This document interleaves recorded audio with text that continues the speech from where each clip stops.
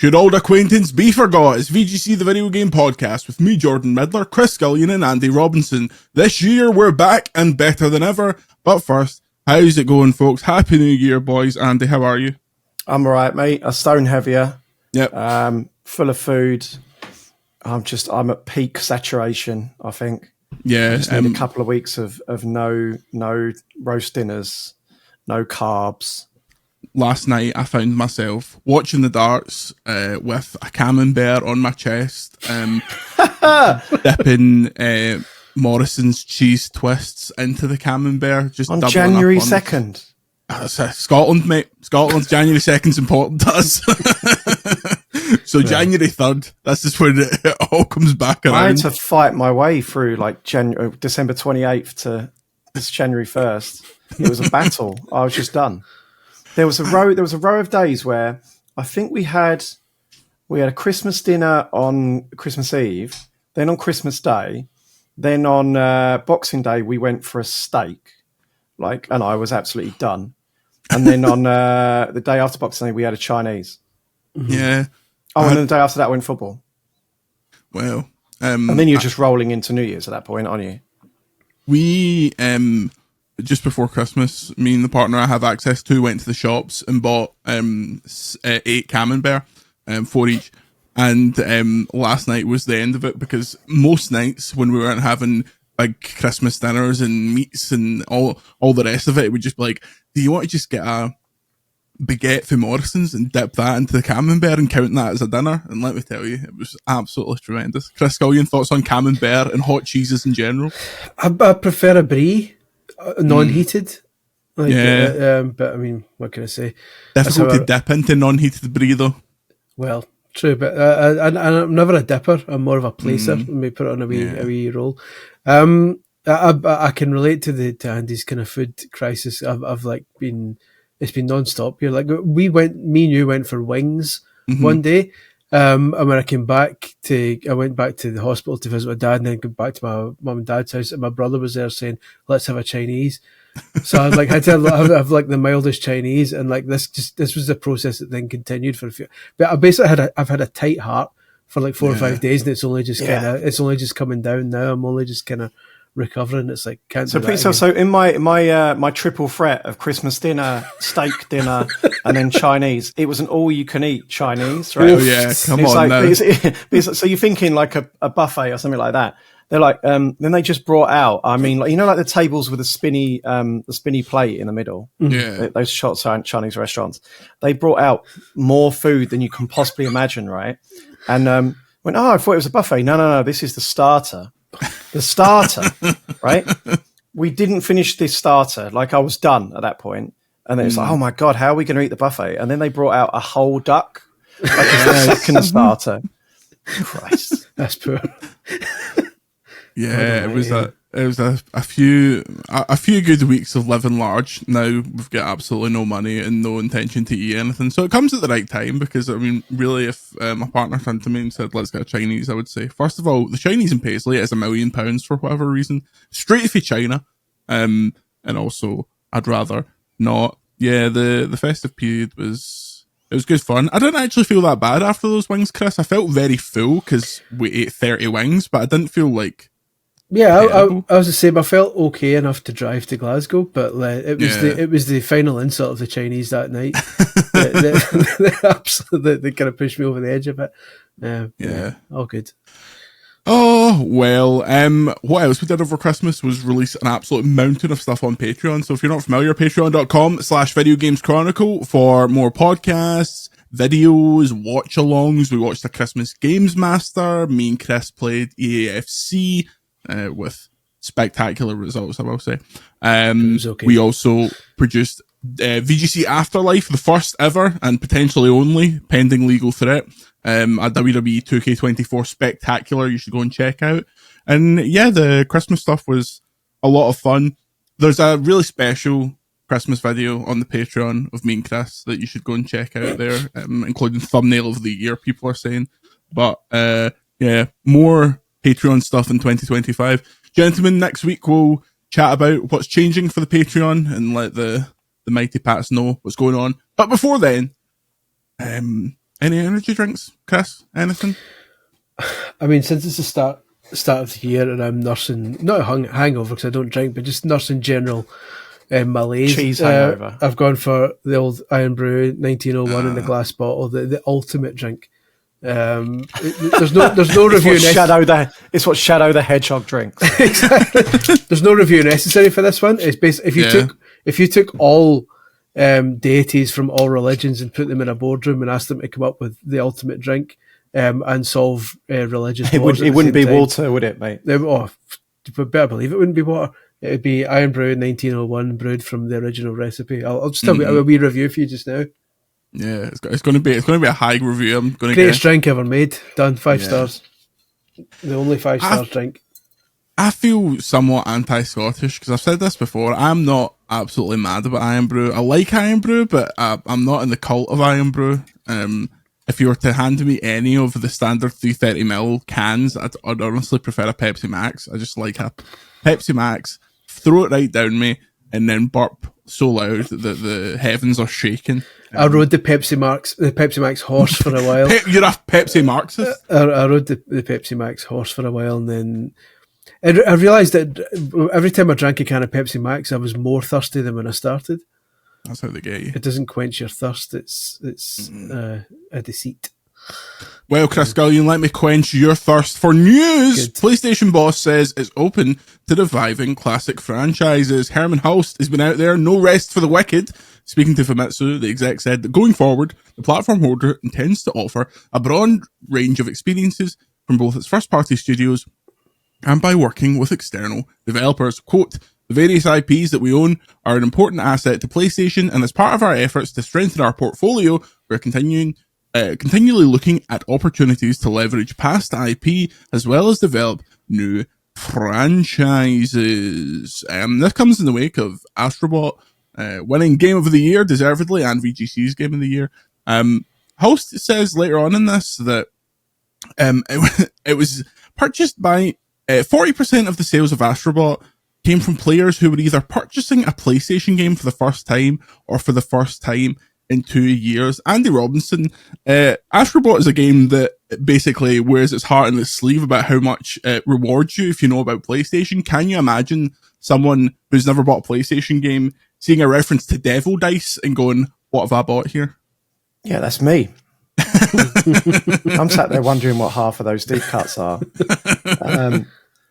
What was the question? Were we talking about Astrobot now? Or are we talking about IP? Well, this is first of all, talk about Astrobot. It surprised me that that so many people are seemingly buying it who are not in this PlayStation ecosystem in this family. Is that just a case of there being like so few family games that like kids are getting into, or what?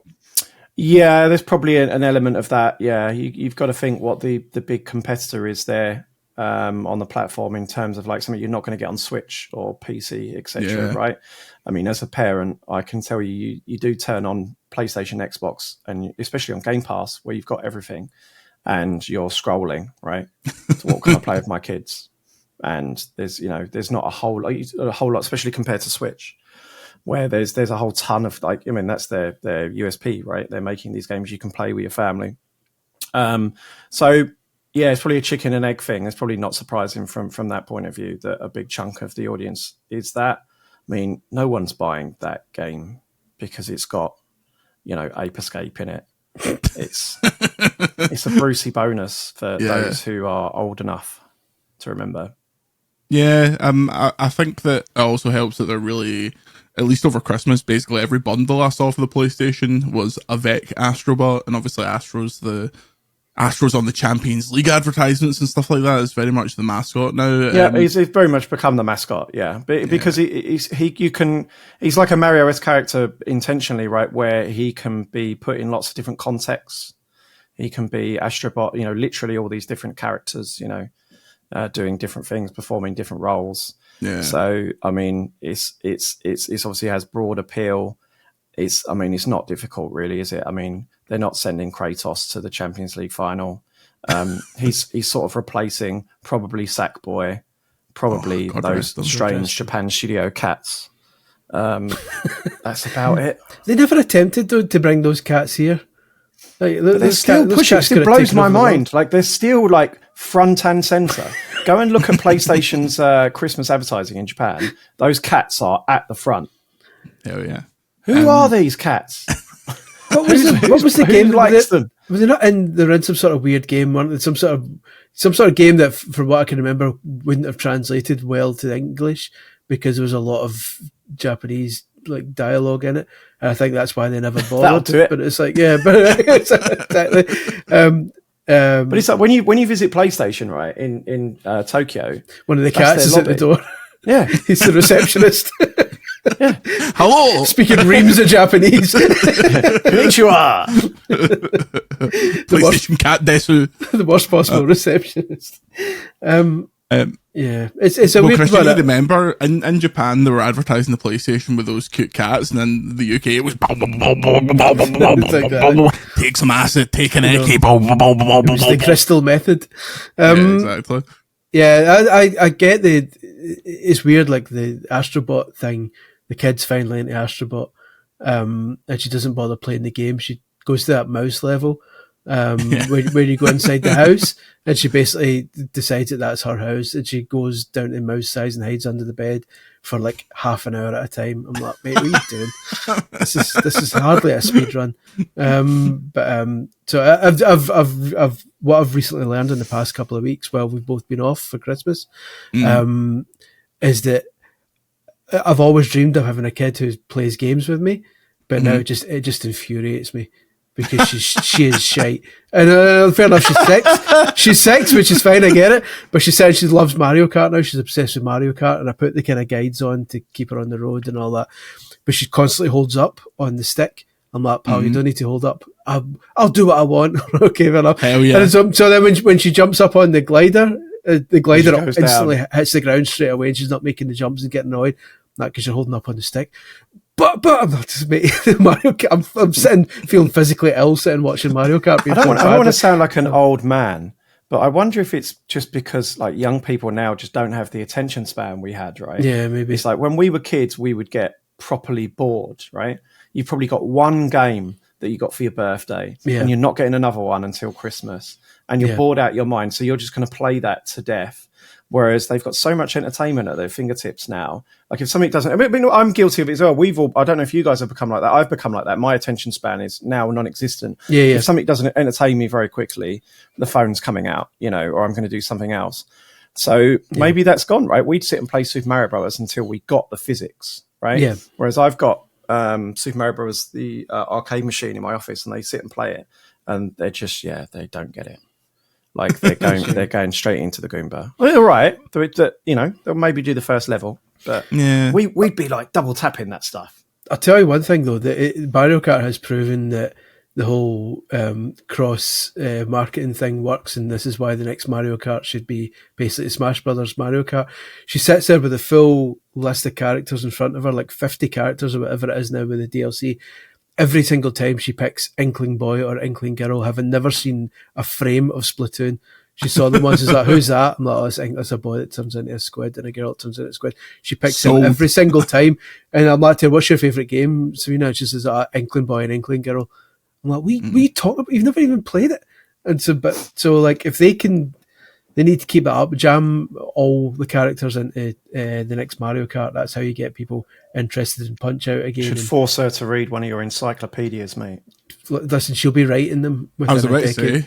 Give me a rest. Write harder. When he drops dead in about 5 years, when be your the one taking up fingers the mantle. finally fall off. I want 12,000 words on Inkling Boy and Inkling Girl stat. Yeah. Just briefly back to this, they talk about reviving old franchises, Chris. Do you think there's any chance that means the kind of weird stuff that PlayStation hardcore fans want, or is it just going to be like, we've brought back Resistance and it's a first-person shooter? It'll be another remake, a remake of the remake of Medieval. Come on now. I'll be frank with you.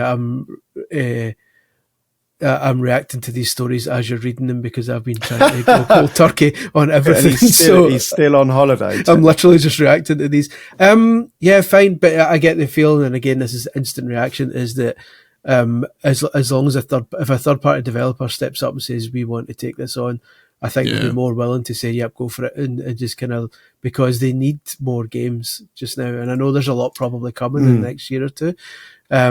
Anything that can create a bigger kind of a bigger catalogue further down the line, because that's the big struggle just now. If they can pawn that off and to other companies who are willing to make a new Twisted Metal, although, well, maybe that didn't go so well. Other kind of past places, a new Fat Princess, or a Last of Us multiplayer game. All the kids want a new Fat Princess, so I'm sure they'll get another one of them. I mean, without being an insider dick, I know of at least a couple that they're working on, like the deep cut old IP stuff, kind of in the mold that you're talking about, really, like maybe smaller games, maybe like supplementing their big blockbusters. A new Jet Moto. Welcome to the new VGC spin-off podcast, Insider Dicks, where we get to the bottom of the inside scoops. Andy Robinson just he says something, and then me and Chris interpret what he says and spin that off into a news story. So we're proud to confirm that we're getting a new Pain, which will be the PS6 launch title. New Rain. Mag 2. Mag 2. Listen. Massive action game. With no irony or joking whatsoever, give me a new Motorstorm. Give me a new Motorstorm. Oh, okay. Yeah. Or give me death. Pretty sure the last Motorstorm die in its arse because there was the Japan earthquake and then the PSN went down for like a month and a half, and it was like, well, what are we supposed to do now? It'd be nice to see them bring back some old stuff. A new Infamous, perhaps. Well, these companies need IP now, right? I mean, they're IP houses. They need more stuff to spin into movies and T-shirts, etc. Yeah. So that's why they want to bring it all back. Yeah, I'm hearing that a remake of Concord is on the bubble. Chris, they do need games, but I mean, they've got thousands coming next year. Indiana Jones, Avowed, The Outer Worlds 2, Halo 7, Fable. This is true. It's going to be a... here's a thought experiment. It probably won't happen, but how long before the highest rated PlayStation game of the year is a Microsoft Studios published first party game? Exactly. It's a weird one. It's fun watching PlayStation fans who swear blind that Microsoft makes garbage now kind of double down, like kind of go back in that and go, yeah, we can't wait for these games. Are you talking about me? I'm talking about you and your ilk. No, it's listen, it's a good time to be a gamer, regardless of much as I hate that term, regardless of what you're playing. It's never been a better time. Speaking of PlayStation, the studio behind some PlayStation classics says it's dreaming of PS3 emulation. I spotted on Reddit the studio Implicit Conversions, who make a lot of the PlayStation Classics port, updated its roadmap for its Syrup engine. Lots of fans of the Syrup engine around here, which powers many of the classic games on PlayStation Plus, to include a dreaming about section for researching and prototyping the possibility of a PS3 emulator package. There's more ska here. I was just laughing, thinking you could do with a Syrup engine, mate. Yeah, I really could. I'll give you a Syrup engine any minute. I have long since given up on the idea that they're actually going to come out one day and be like, we've done it! PlayStation 3 games run natively! Woohoo! Feels like every year someone goes, oh well, it's coming now, they're done it. I've heard in the back end, but Chris, first of all, I believe, and you may agree with me, that if they thought there was a lot of money to be made here, they would have done it already, and they probably realised that this is one for the heads, and they're never going to do what Microsoft did. Like, the Microsoft put your actual discs in the console was a once-in-a-lifetime thing. Yeah, that's done. I mean, as much as I'd love to play Infamous properly and not on the shitey streaming service, this doesn't feel like it's going to happen, Chris. I don't either. I mean, I can't say I'm massively well versed on implicit conversions.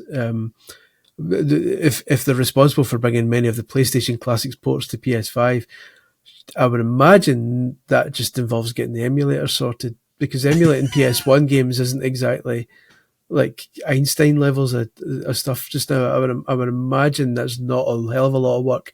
There's obviously work involved, but not to the level of emulating the PS3.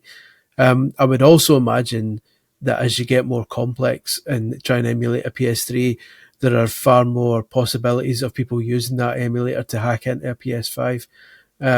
Because there's loads of stories of people using part of a software to force a crash, and then use that crash to kind of write code onto the system. That happened in the Wii. It happened on kind of countless other systems. So I would imagine that Sony isn't in a massive rush to do that, because they'll think streaming is good enough, even though most players don't necessarily agree with that. They'll say, hey, you've got the PS3 games you wanted PS3 on PS5, you've got it, shut up. I don't see the extra effort getting put into making them play offline and natively running through an emulator. I think they'll just continue streaming PS3 games and leave it at that. Andy, do you think this is something that eventually they'll just add a wee smattering of PS3 games? Yeah, I think if these guys are looking into it, then if it's possible, then it will happen. I mean, I believe these guys made a lot of the PS1 ports for PS5. Their co-founder works on the PS2 emulation for PS4, which I'm guessing is also carried over. So they've had they work with Sony on contracts for this sort of stuff. Is what they do. They have PlayStation heritage. So if they're looking into it, I mean, reading interviews with them, it seems like it's an organic thing, that their engine basically is for games that they don't have the source code for, which is a lot. Right, preservation from that era wasn't fantastic, especially imagine what companies have disappeared, etc. So they can kind of like use this emulator and layer on stuff like achievements and things like that, like modern features. So if they can do it, then I imagine Sony will have it, right? I mean, they're an independent company. Yeah. A lot of people want it. I can't imagine that, Sony's particularly delighted with having to stream that stuff. It's a weird one. Yeah, I suppose. I think this would all have been solved if during the Mad Remake Dash during the PS4 generation, they just put out like Infamous Collection, Resistance Collection, and got that stuff off of there. Like, it's weird that there's an entire lost generation of Sony's first party stuff. And probably because they were just so keen to get off of that generation, right? Yeah. PS4 was very, very make or break for them. Mm-hmm. It was. The major game that you can only play on PS3, MGS4, will be in that collection part 2, so that'll be a massive one chopped off, but it'll be interesting to see how that runs, because the MGS collection part 1 wasn't sparkling, so imagine MGS collection part 2 comes out and only the PlayStation version has MGS4 and you need to stream it. That'd be absolutely fantastic. Oh. It's a PlayStation Power Hour this week, just before the break. Helldivers 2 creative director has claimed he's already planning developer Arrowhead's next game. Johan Pilstead, we're going for Pilstead, something like that, made the comment in a post on X this week, in which he wrote, with 10 minutes to 2025, what are your expectations and desires for the next Arrowhead game will be? I'm working on the high concept. I would love to hear your spec. I would have thought that they would have chained this man to Helldivers 2 until it makes absolutely no more money. Yeah, kind of surprising, right? Yeah, but Andy, did they maybe get a bit of carte blanche where this guy can go, well, I just made you all this money, can I get another try at it? They're still independent, right? So he can do whatever the hell he wants, yeah. That was one of my predictions for last year, and I'm surprised it didn't happen. Yeah, I had to double check. Yeah. Does Sony own the Helldivers IP, though? Is that why? Yeah, well, I guess so. Yeah, that's why it's not on Xbox. Yeah, it's kind of surprising, right? But again, it's just a social media post. And he uses the language he uses, like high concepts and things like that. It's not like they're in production. Yeah. This game's a mega, mega, mega hit. It's like PlayStation's biggest launch, right? I don't care what idea he comes up with. Like, it's difficult to ignore that. Maybe if he's got like a passion project or something, I don't know. But I logged on and got the Killzone stuff, and I was like, they should do this with all the random PlayStation IP. Like, let me play as the Resistance people. Let me play as Ratchet and Clank in Helldivers. That's a cool game. I still don't love the way it controls, but it's still very, very very big. There was a little fury over the Christmas break over how much they charge for their cosmetic stuff, and I'd like to bring this up. We've really gotten to the point where people are fully accepting that cosmetic costumes in these games are £20 plus. Like, I was playing a lot of Marvel Rivals over the Christmas break, and I was like, I like this game. I'll get a costume. The one I wanted was literally like £25 worth of premium currency, and I was like, you know what? That's too much for me. £10 a skin, that's fine, but £25 British pounds. It seems like it, but it's just cosmetic. Seems to be like the kind of argument that they can give now to explain this stuff away. £70, thank you very much. But it's purely cosmetic. Aye, but back in the day, that used to be what you unlocked when you beat the game, and then eventually back in the day, that was what you would get for a couple of quid. Like, it's getting more and more ridiculous. I'm not doing it. And basically, all it does is Marvel Rivals. Is that free? It's free play, yeah. And stop moaning. No. Absolutely. Who cares? Here's the thing, right?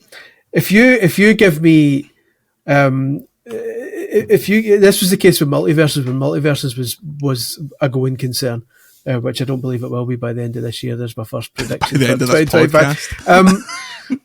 If you give us, there's like so many characters in Multiverses. If you give us a load of different outfits for them at £2 or £3 each, I'll buy a bunch of them because I really like that game. But I refuse. It's not the only skin in the game, is it? No, but the only ones. There's no skins in Marvel Rivals that cost £2 and £3 each.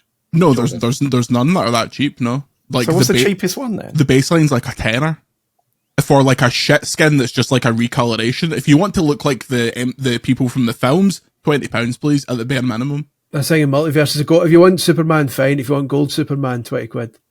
Yeah, and it's completely out of hand. Like Fortnite, I feel like the last time I checked in it, I can't remember what the last Fortnite skin I bought was. Maybe like Kylo Ren or Alan Wake or something like that. It was like a tenner, but also that game was amazing at giving you so much currency through the battle pass that you always had like a little. I'm only just starting to dabble with Fortnite. We can maybe talk about this in detail in another thing. But I'm finally. I thought I might as well finally see what the fuss is all about, what the kids are doing. It seems, and again, I don't know. I'm jumping on 7 years later. So I don't know if this is a result of numerous legal battles and lawsuits and arguments and discussions, but it seems pretty reasonable in terms of certainly the monthly $9.99 pass thing, which gives you all the battle passes, which in turn give you enough currency to unlock a skin or two. It seems pretty reasonable compared to some of the other stuff out there. But again, I don't know what it used to be like. I don't know if it used to be worse and has since got better or what have you. But certainly the other live services I've played last year, mainly Multiverses and Disney Speedstorm, I've given up on because a lot of these things release and seem reasonable at first, and then it's just death by 1,000 cuts to say, "Oh, next season we're going to do this. Next season they're going to cost a wee bit more." Disney Speedstorm's got to the point where every season has now split into 3 seasons, each of which is paid. So you have to pay 3 times for a season. Half the racers don't have voice acting, so they're cutting corners there. Really? Usually cutting corners is good in a racing game, but not in this situation. But characters don't have voice acting. When they bring out a new season now, it's like a themed season, and maybe it'll be 6 characters, and maybe 3 of them will have voices, and 3 of them won't. So they did an Inside Out season, and Anxiety didn't have a voice, and Fear Give us a voice for Anxiety. Come on now. Oh Christ, I'm terrified. But going around the corners at 100 miles an hour, just going, Jesus! Speedstorm feels like a game that's on the way out because they're trying everything to get money out of people and they're cutting corners. That feels like that in Multiverses by the end. Kind of feels like every game's on the way out right now, doesn't it? Like, if it's not a big success, they'll in 2 years' time there'll only be 20 games. Hell yeah. Call of Duty. Make our lives much easier. Yeah, GTA definitely. Online. I just hope by the end of the year it's the death of the live service boom because we don't need it in every game. I just hope by the end of the year people are buying bloody games again. Yeah. No, I think they'll probably buy one of them, but we'll chat about that when we come back. And we are back. Gentlemen, to start the year, I've devised a little game for the two of you to compete against each other, and we're calling it Yes or No. Jesus. No. No budgets, no budget wasted here. Yeah. The basis of the game, as I read a series of statements... please explain it to us. How does it work? These are two words that are alien to me. Listen up. I know the word no is alien to you, Chris. I read a series of statements wherein I ask you if you think yes this statement or no this statement, and at the end of the year, presuming the three of us are all still alive, we'll see who wins. Andy, statement number 1, yes or no, GTA 6 is released in 2025? No. Chris Scullion. Yes. GTA 6 was released in 2025. Yes? Yes, absolutely. Yeah. What makes you think that? Because they said it would be the ultimate embarrassment if they didn't do it. They were, even if it's the 30th of December. Because Rockstar Games never delay games. I know, but they've given themselves enough of I mean, how much longer do they want to make this thing? I'm hoping they've learned their lesson. And the biggest game of all time, probably as long as they can. They don't have to release it. I don't know. I think it's going. I just think like this. I'm never confident until press have played it, and then they've delayed it again anyway. Like it feels like it's definitely got another delay in it. This is what Rockstar do. But the press ever I just don't believe that.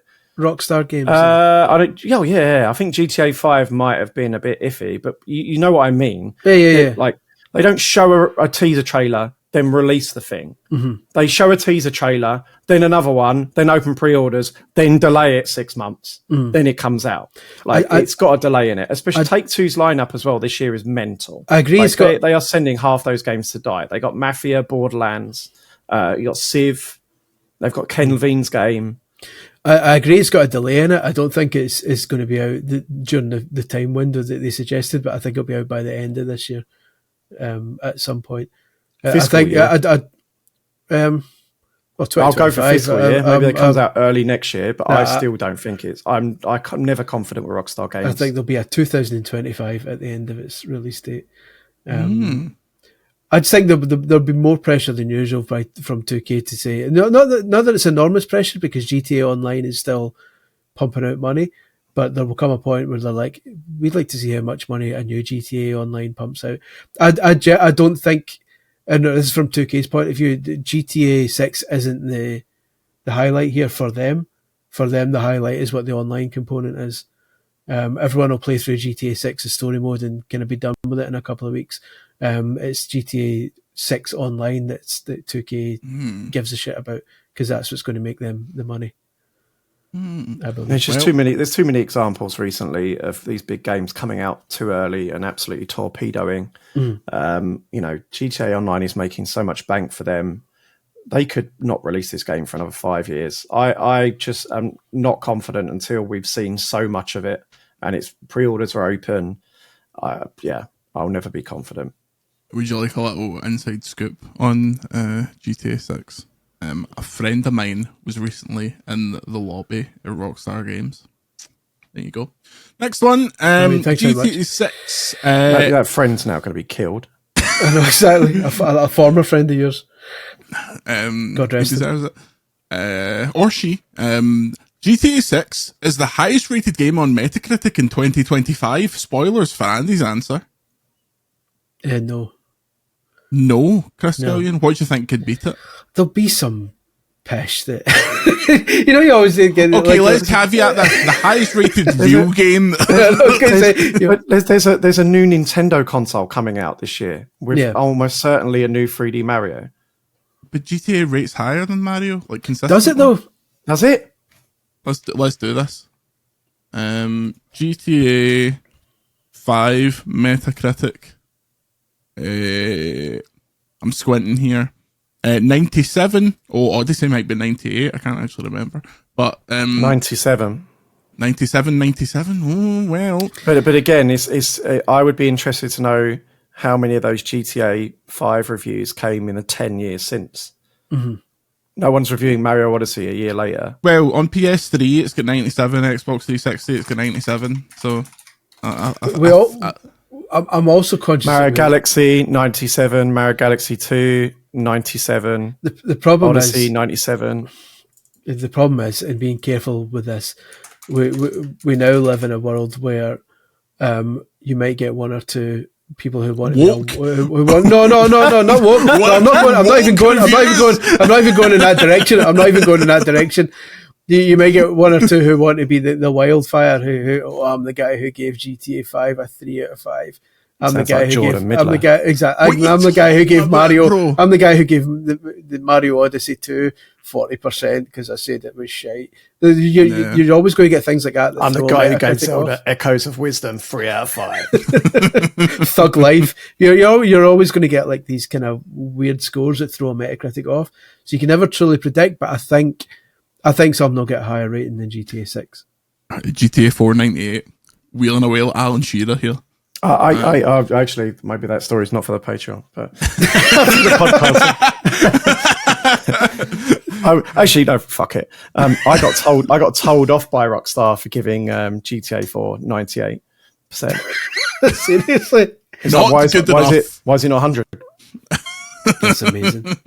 That sound you heard was VGC crashing out the GTA 6 review. We had a strict... that was nearly 20 years ago. Yeah, exactly. Everyone involved is long gone, apart from me. We had a strict no 100% policy at Official Nintendo magazine. And no one gives a game 100%. But this is why, right? Everyone, all the kids, because it was mostly kids that read the magazine at the time, they all said, "Will a game ever get 100%? Will the next Mario will Zelda get 100%?" And we were like, "You're all saying no game is 100%." Blah blah blah. But the reality was that because the verdict box could only fit 2 numbers in, it was physically Nintendo impossible. hadn't negotiated the 100% review score at that point. No, exactly. They hadn't paid us enough filthy lucre to make that possible. But yeah, good times. Also, as an aside, while we're talking about GTA 6 and the Metacritic thing, I still think there's question marks over whether that's going to be a 98 Metacritic game. They've lost their like all their original team, the key people behind that. Most of the key people, the leadership people, are gone. Yeah, like there's a real question mark. Like it's not like when GTA 5 came out, GTA 4, it's guaranteed banger, right? Mm-hmm. There's a big question mark about this. That game is it's as much as it's a big blockbuster, it's also an auteur type of project, right? Like, the houses and Leslie Benzies, had their fingerprints all over that. The satire was always spot on. Yeah. And you've seen how many people have chucked money trying to replicate and imitate that and failed. I think there's a real question mark over can it live up to the last games? But also, it's like I said in my preview, one of the many 2025 previews that are still on the VGC site. Check them out, kids. This is the GTA 5 is a 10-year-old game now, and the way it's satire and stuff like the world has changed quite significantly since then. We've had a Trump presidency. We've had every comedian in the world stepping up and constantly taking pot shots at politics in the US, even more so than usual.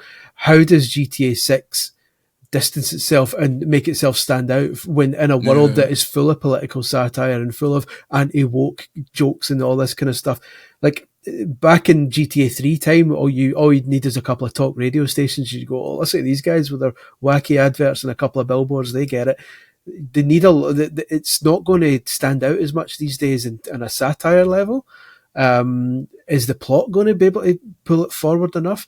You're already getting people who have decided they hate it because one of the protagonists is a woman, so it's already got that against it.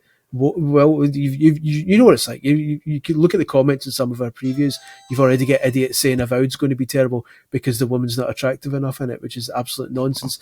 So GTA 6 has already got a small kind of community against it for a stupid reason, but for a reason nonetheless. I don't see it doing it was going to sell hundreds of millions of copies. It's just whether it hits the GTA 5 levels. I feel like we've deviated from the original spirit of the Yes No game. Yes, so no. So in short, no. To whatever. Number 3, Sony or Microsoft formally announce a handheld. I'm talking name. I'm talking we see it. I'm talking this is coming out. Not Phil Spencer going like the Invisible Boss. Ooh, we've got a handheld. Yes or no, Andy Robinson? Yes. Chris Scullion? Yes, with caveats.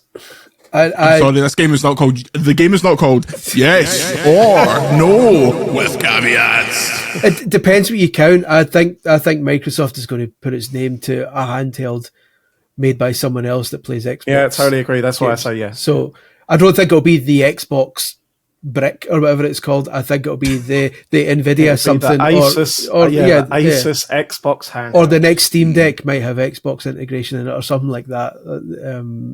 I would count that. I'll give you a point for that as the arbiter of this game. Okay, thanks. You're welcome. Next one, Nintendo Switch 2 sells more in its first year than the Nintendo Switch. Andy Robinson, yes or no? Yeah. Chris Scullion? Yes, 100%. Yeah. It's come out of the Switch came out after the Wii U, and kind of Nintendo vibes were down at that point. It took a while to build momentum. Wii U, am I right? Because that console stunk. Zing. Some people weren't sure about the Switch before it came out. The Switch 2, people have been gagging for it for years. That will sell as long as they make enough. That's really basically going to be what it comes down to. Can they keep the stock healthy enough? For the sake of content and for the sake of this podcast, I pray that you really struggle to get a Switch 2 at launch, because that would send you in a furore that would be... Think of the money we'd make off of it, Chris Scullion. Thanks. You've got to think of the drama. Thanks. I look forward to my meltdown when I don't get one. What colour would you... If they're doing red and blue and white, what are you getting? Well, are the options red and blue or just pure white? Like the white and white. I think they said the Joy-Con, the people that have apparently got 50 kids. of them, it's either going to be red and blue or white. White. I agree. Andy?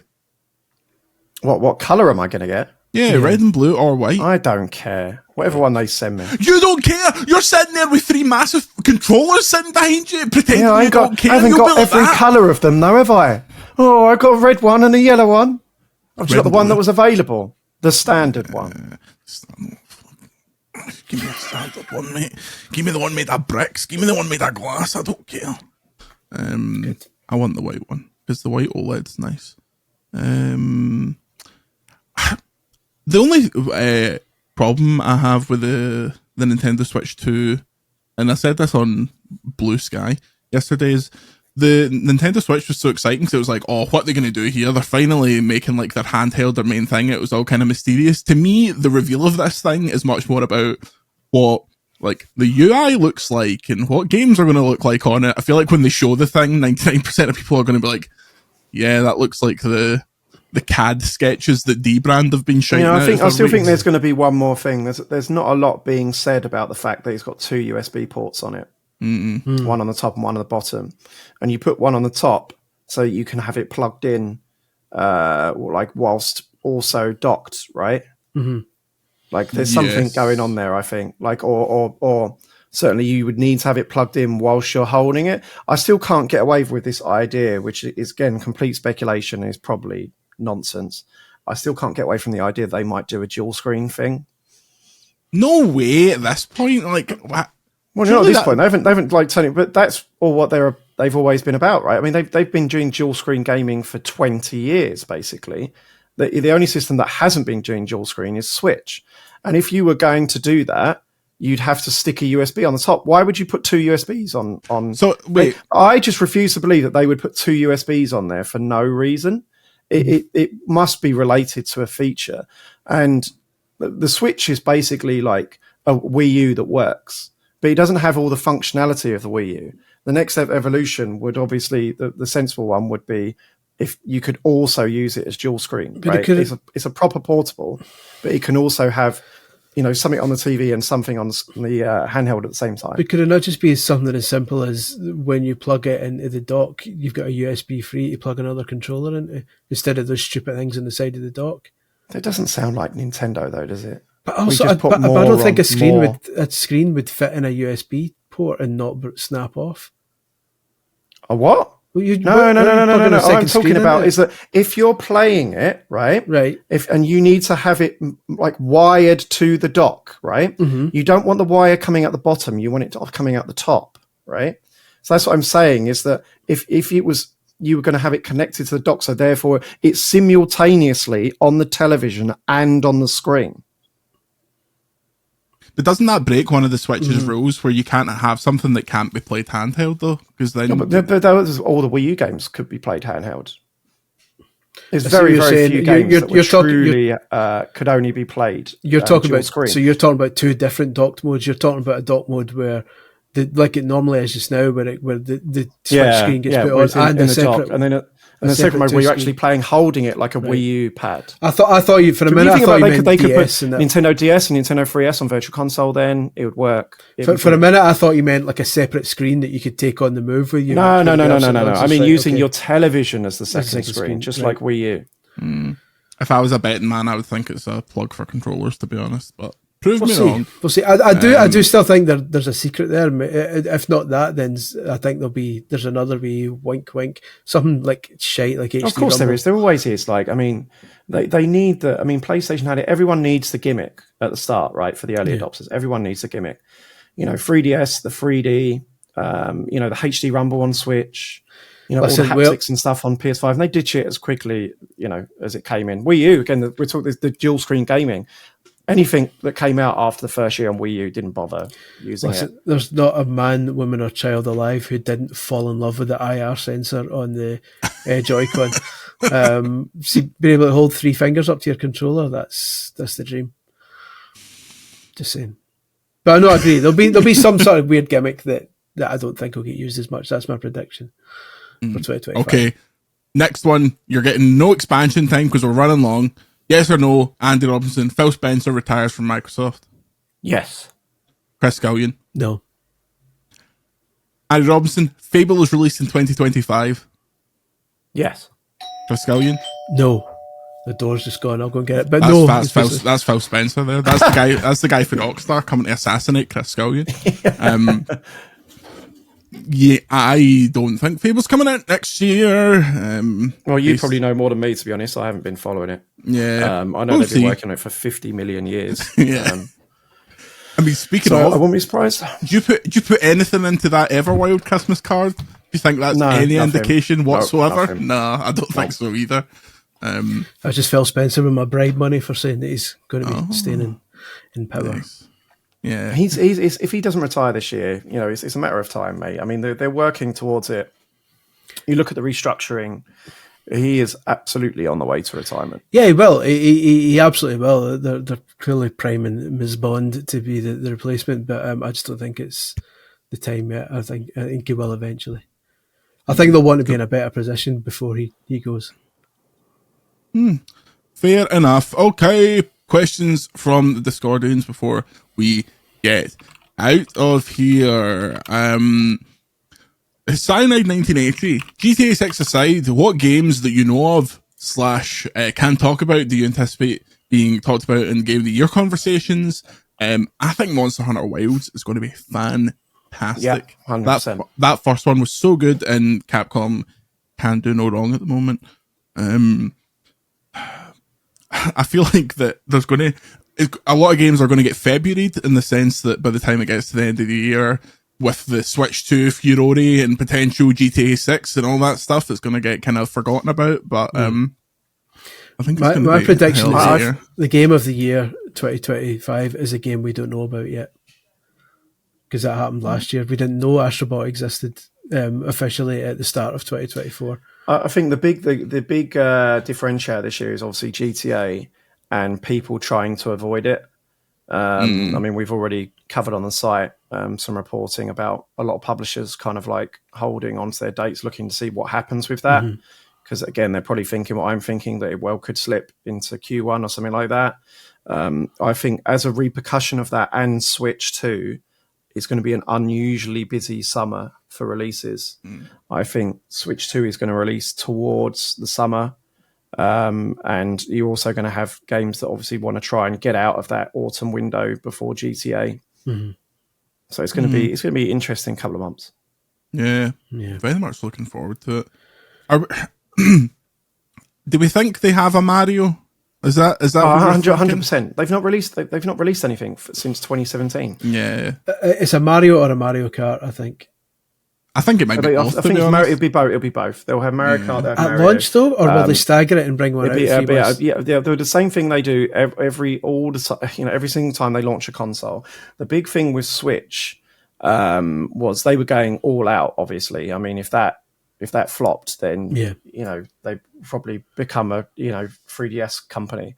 I don't know, but they definitely went into that launch with we need to have every IP within the first year, every major IP within the first year of the console coming out. That was their strategy. When you go and have a look at that launch lineup, like every month going to the next year, it's ridiculous. And they'll do that again. It's no question mark. In the first year, they will have Pokemon, Zelda, Mario Kart, probably Animal Crossing in the second year. Well, there you go. That's your. I actually forgot about that. That's probably the game of the year. Pokemon Legends ZA. Come on. A Switch 1 game running on the Switch 2, 15 frames a second? Come on. I'm excited. I love it if they do a Switch 2 version and it looks exactly the same. Just I would just runs at 120 FPS. I'm excited but also worried about it. Like a console launch is always a massively stressful time for a publication because you're basically getting hit with a bunch of launch games at once to review and often not a lot of time to do it. Depending on how quickly the hardware gets given to the public. So it's going to be, if they have a big launch lineup, it's going to be a good thing for the people, but a bad thing for us. Snipperclips 2, here we fucking go. Snipperclips is a belter of a game. Anyway. Look, Chris, if it wasn't for big launch lineups and having lots of things to review, Andy wouldn't have needed a Demon's Souls review on PS5, and I wouldn't have been introduced to the VGC family. And where would we be now? Lucky us. Probably in a much more prosperous position. But alas. Shay asks, what are the best snacks for gaming, and how do you keep your controllers and accessories clean? I refuse to eat while I'm actively holding a controller. Don't eat while you're playing video games, you dirty boy.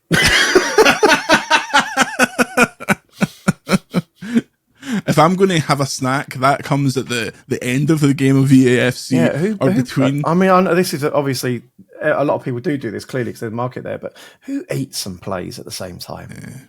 Firing Doritos into your mouth and dyeing your controllers red. Like we used to have like lobby breaks during lockdown Warzone. Go and get some Frazzles or something. Yeah. To be fair, every time we've played Lockdown together, it's not the eating that's the problem. It's the boozing. Yeah. It's the boozing. Yeah. You don't get booze on your controller, do you? Yeah. You just get to the point where it's like, it's 3 a.m. We've not won in about 18 games. We keep coming 50th. Man.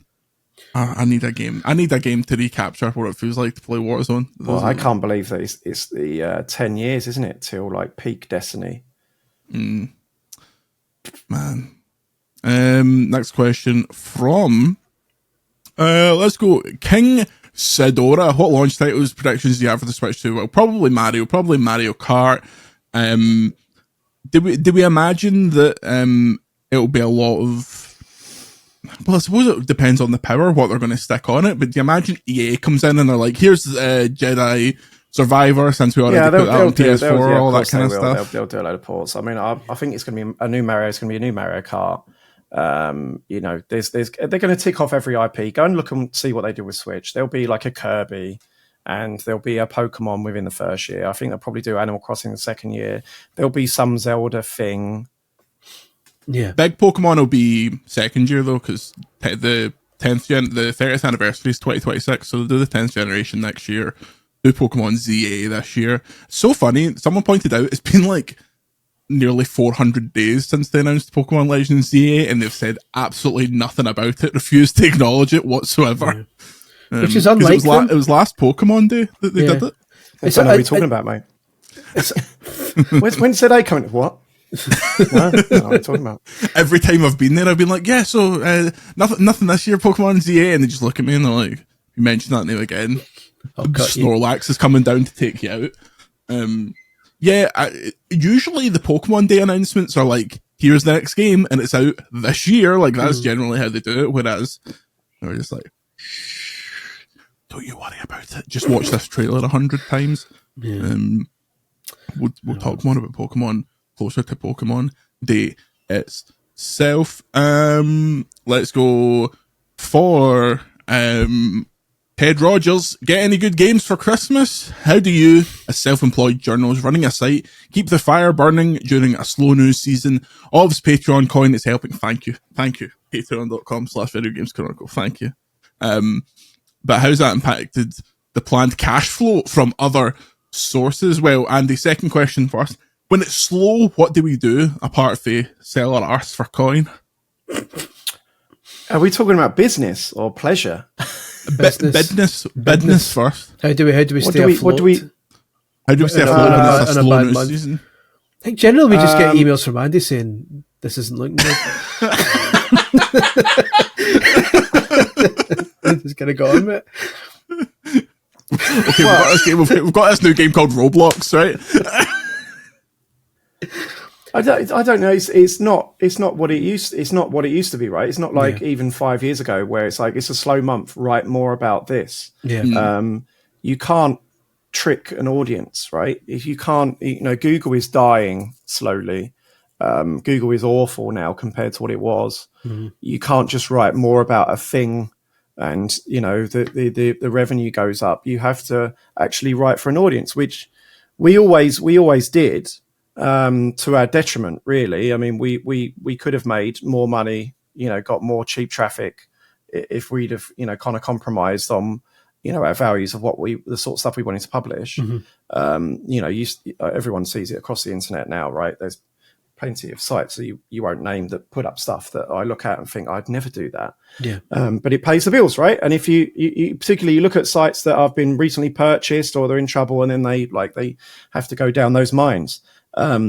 We've never really done that, I don't think, but that's why Patreon has been so great, and I think so reinvigorating for us is that because it feels like going full circle. I mean, I've said it before that it's 10 years this week since I got made redundant from CBG, and during that time, it was really like the culmination of people not wanting to pay for editorial anymore. Mm-hmm. Like magazine sales have gone through the floor.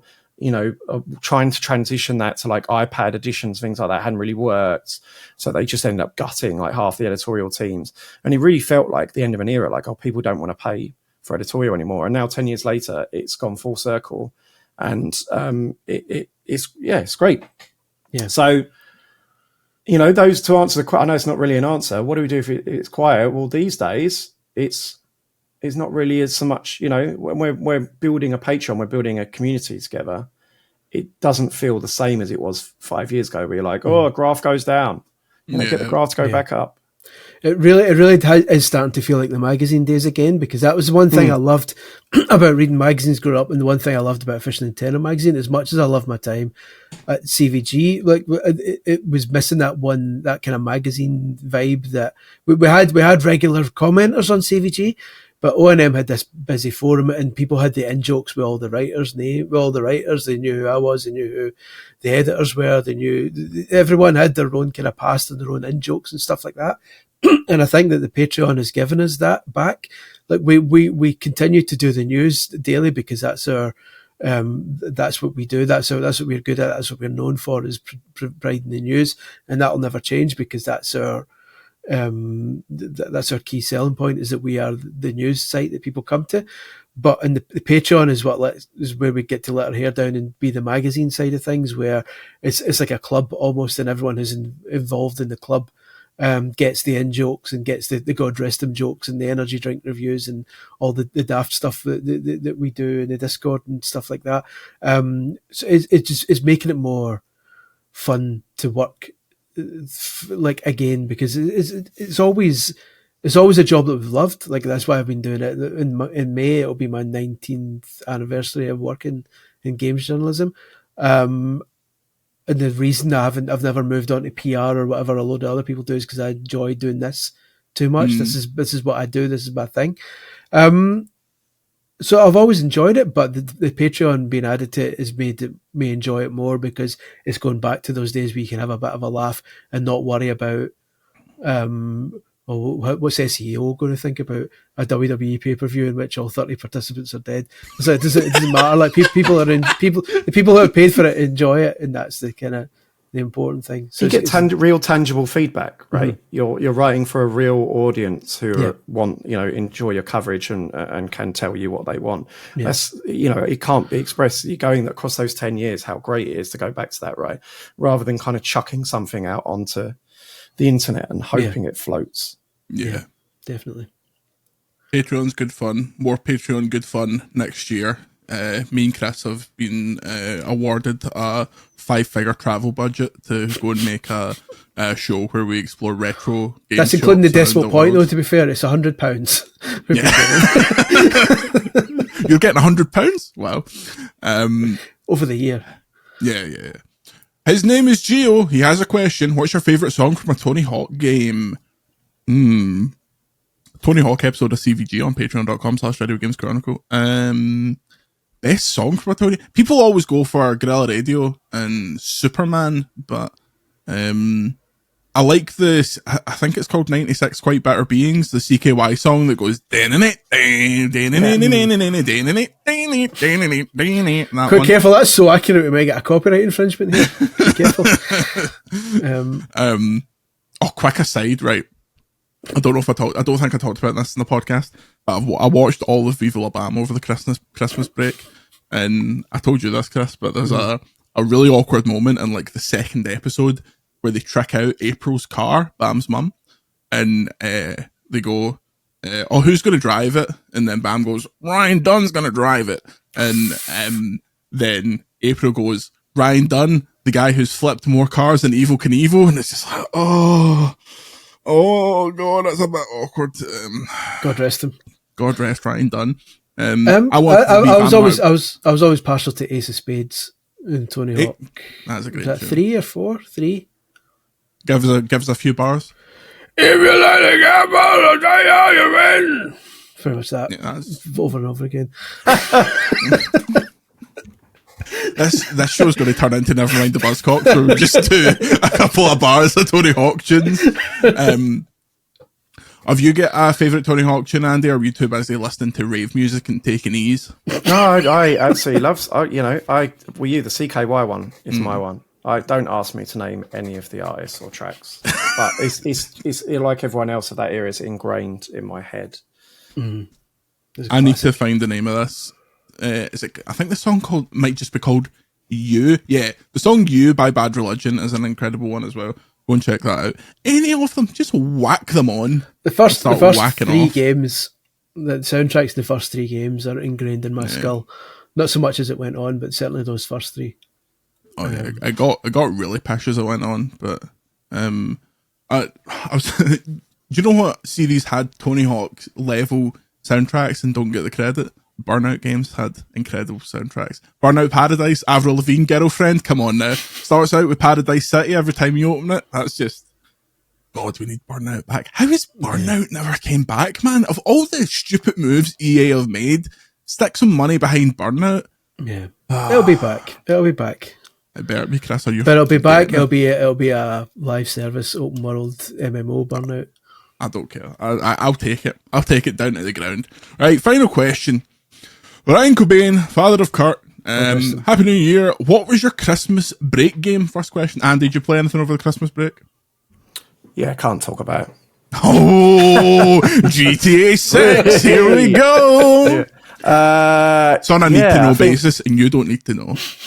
Yeah. What else did I play? We actually got the Switch out, and we were reminiscing about the Wii days over Christmas. It was like, let's get the Wii out. And I was like, well, what's the point? We'll just play all the games on Switch. So playing Switch Sports and Mario Party and stuff like that. So that was fun. Chris? I've not done mine yet because next week I'm off next week and the kids back to school, so I'm finally actually going to get time on my own. So that's when I'm going to start Indie. Indie's going to be my break game. It was mostly just whenever I could squeeze in FIFA and Fortnite over the past couple of weeks. To be honest, I didn't really get much out of. I got the rest I needed, but not necessarily the catch up. So it'll probably be Indie. I would have thought next week. I played a hell of a lot of Football Manager. My Football Manager save, I began as the Dortmund manager and then I was sacked.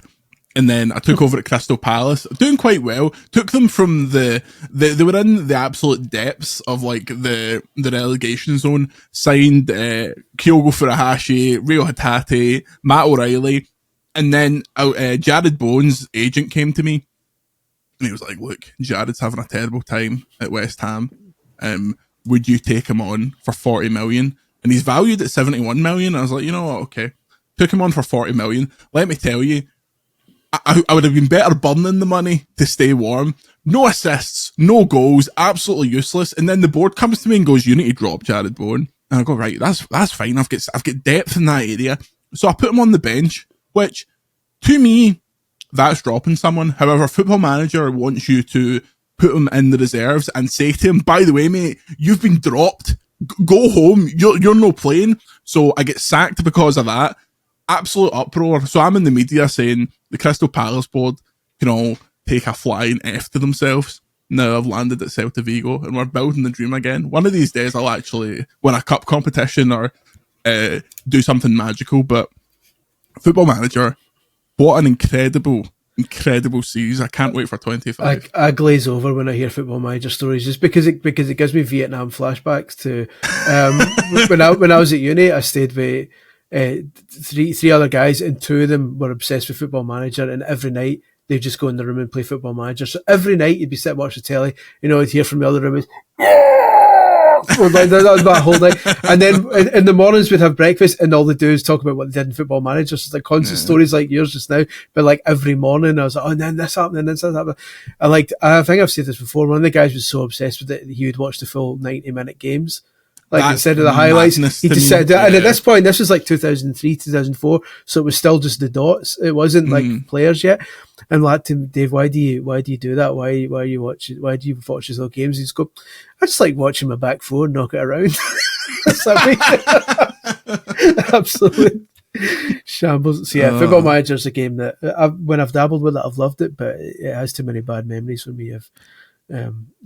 I get into like every third one, like because it is so samey every single year. But I'm in a kind of affair with it at the moment. Although I need to stop because I've completed a 2025 game and they're going to start coming in pretty hot and heavy. Review of that next week. Ryan, did you have anything else for us? Thanks for the content over the Christmas period. Was very good content. VGC, you're very welcome. Andy Robinson fought against us releasing anything over Christmas. He said, "Don't even bother. They don't deserve it. The slugs." I know, it's like the scum deserve nothing. They'll get nothing and they'll be thankful. But we said, "Come on, Andy, that's not fair." He said, "Get in there, write 40 more Roblox guides and they can read that with a Christmas turkey." But me and Chris, we said, and I hope they choke on it. Yeah. Which I thought was a bit harsh, but I mean... Yeah. Me and Chris had to record all that in secret. We had to open secret channels to record VGC Afterlife. Even the stuff Andy was on, he didn't know he was being recorded. I just said to him, "Let's just watch a bit of Games Master." Yeah, good times. Boys, we should probably watch some more Games Master. That's the overwhelming feeling I got from finishing that. I hope the saddest boy in the world features in more of them, but probably not. Yeah. Andy, do you have a message for the VGC Massive as we begin 2025? Give us your money. Just like Sir Bob himself.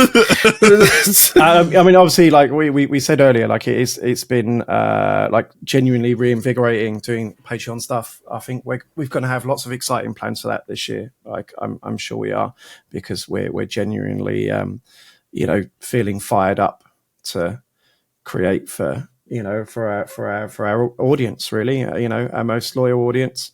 For those listening that haven't yet kind of considered our Patreon offering, please go and have a look. Consider backing us. I know people say it all the time, but it genuinely is a challenging time in the games media. You only have to look around you. Any support is greatly, greatly valued and kind of helps us continue, doing what we do best, doing this podcast, doing our site content. And you also get some cool bonus stuff on there, which has been really, really fun to make. Imagine us now. We've done this. It's been 6 months to the Patreon, getting our act together, and now we're going into a potential Nintendo console and GTA year. It's going to be absolutely massive. I think it's going to be great. It's going to be a fantastic year. It's going to be an exhausting year. I think the amount of games coming out. I've got a whole book to write again, on top of all that, plus all the Patreon stuff. So it's going to be shattering, but I think it's going to be a really fun year. It's going to be a fun year indeed. And you can follow all of it here on VGC, the Video Game Podcast. Thank you for joining us. Thank you for all of your support. Until next time, say goodbye, Chris. Goodbye, Chris. Say goodbye, Andy. Goodbye. We'll see you next week.